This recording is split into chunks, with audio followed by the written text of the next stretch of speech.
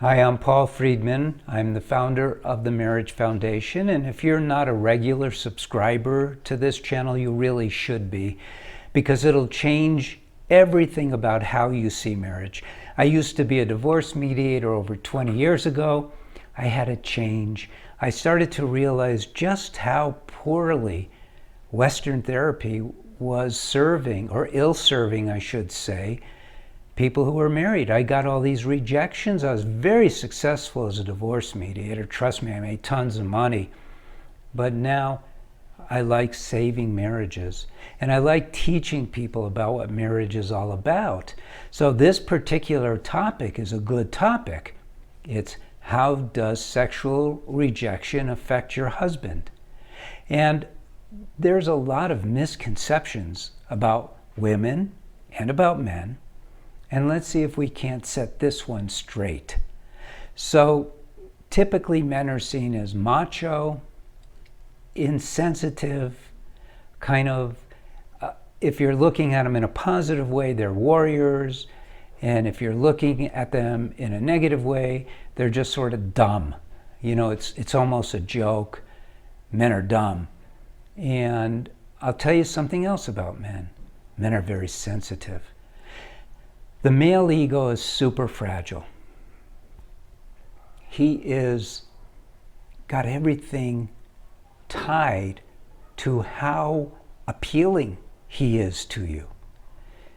And I know people say women are vain. I haven't found that to be true. I've met with many, many women. I see women as actually being humble and very much tied to their heart, where men live in that thin veneer of how they're looking. And when a wife rejects her husband sexually, it's devastating to him. And it's really unfortunate because women feel, and it's understandable, well, I just don't feel like it right now. And so my advice to you is to feel like it, even if you don't. You see, this is a big missing component in our understanding of ourselves, is that our free will allows us to decide how we're going to feel. We don't have to go along with this, I don't feel like it right now. You're in charge of your mind. And you could tell yourself, if you're not a regular subscriber, I'll use that terminology, but for those who take our courses and read the book, tell your mind, hey, I love my husband and I want him to feel like he's the hero to me, like he's everything to me.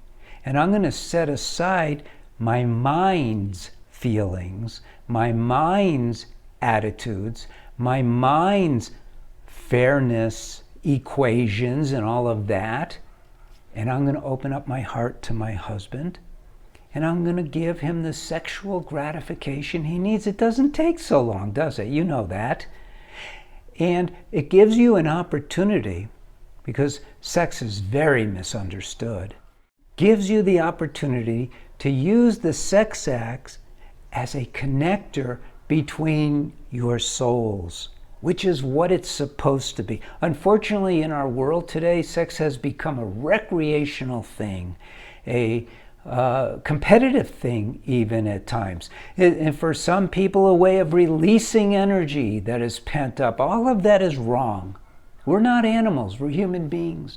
We're souls. We have a body and we have a mind, and we're supposed to utilize our body and our mind to achieve happiness, even joy and love, because that's what we are as souls.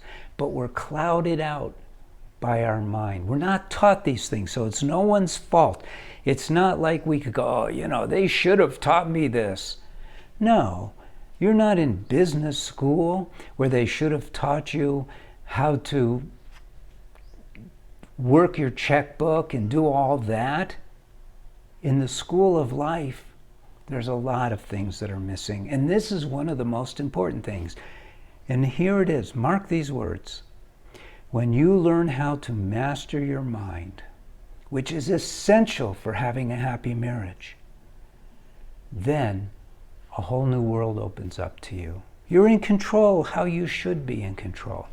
So going back to the subject at hand, which is how rejection, sexual rejection affects your husband, it's traumatic. Now, he'll stuff it. He'll act like it's not a big deal, or he'll get mad and act like it's a really big deal. Either way, don't react to his reacting. Just know when you reject him, and sometimes you have no choice but to quasi-reject him. You should never fully reject him. But when you do, you should understand what's going on so you could at the same time do some cleanup work at the same time.